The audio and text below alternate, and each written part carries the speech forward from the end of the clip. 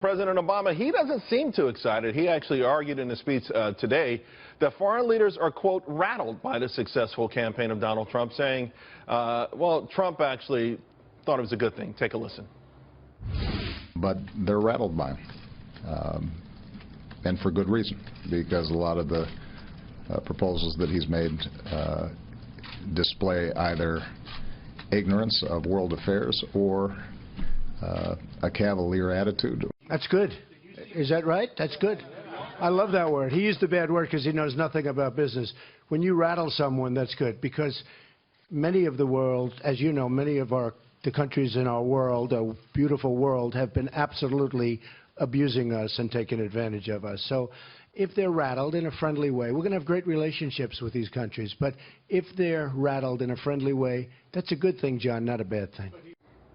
Joining us now to discuss Christian Whiton, Cathy Taylor, and advisor to the Trump campaign, Steve Rogers. I want to go to you first, Christian. You're our foreign policy go-to guy. Of course, Donald Trump's version of rattled, he said in a good way, was not what President Obama was saying. But isn't it time that we shook up the world leaders to a certain degree? I mean, I think everyone agrees that our standing in the world has dropped precipitously. Our standing has, and we have two administrations now, one from each party, that have had fundamentally failed foreign policies, both toward the Middle East, toward China, toward Russia.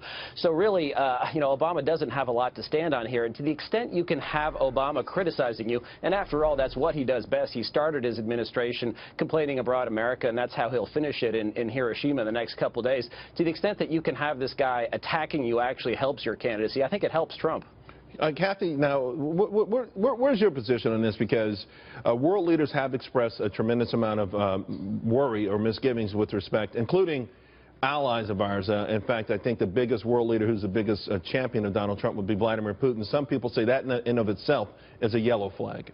Right. Well, look, where the president's right is that some may feel rattled. Where he's wrong is that it's a problem.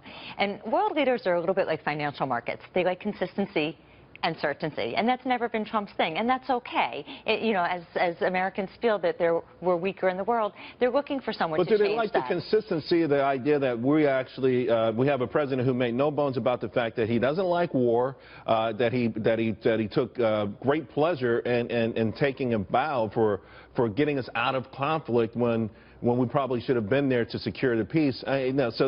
Do they like it because President Obama has done such a terrible job with respect to foreign policy? He's had no foreign policy. I mean, it's such a terrible job, there is none, and that's the worst kind, right? That's just defeatist and apologist.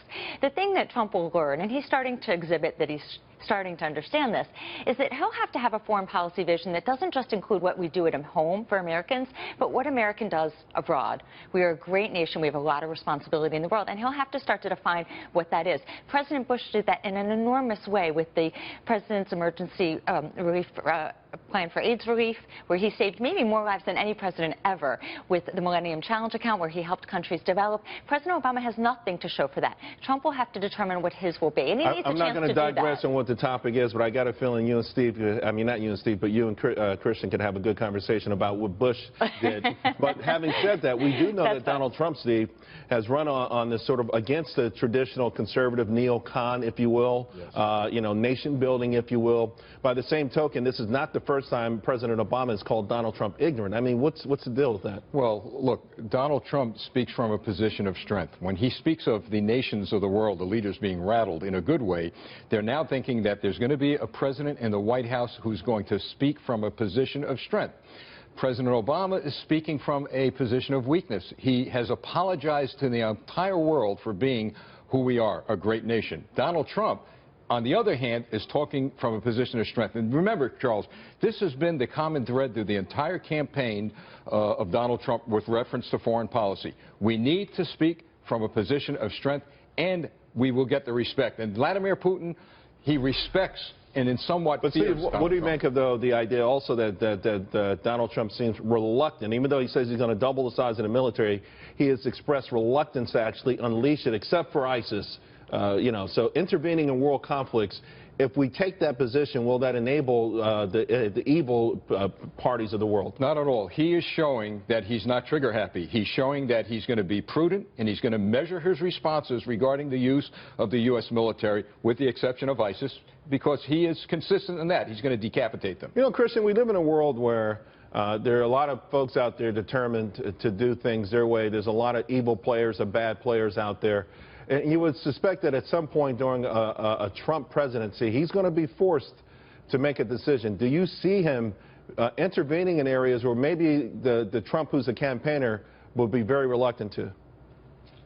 It's always a possibility, but, you know, picking up on an earlier comment, I think it's important for presidents to keep their powder dry. One of the key criticisms of the neoconservatives is that their solution is always to invade first and worry about strategy later, and that's, of course, what they want to do in Syria without explaining who they want to win, what sort of Syria they want. They want us to get involved in the Syrian civil war, and that's been rejected by Donald Trump and other characters.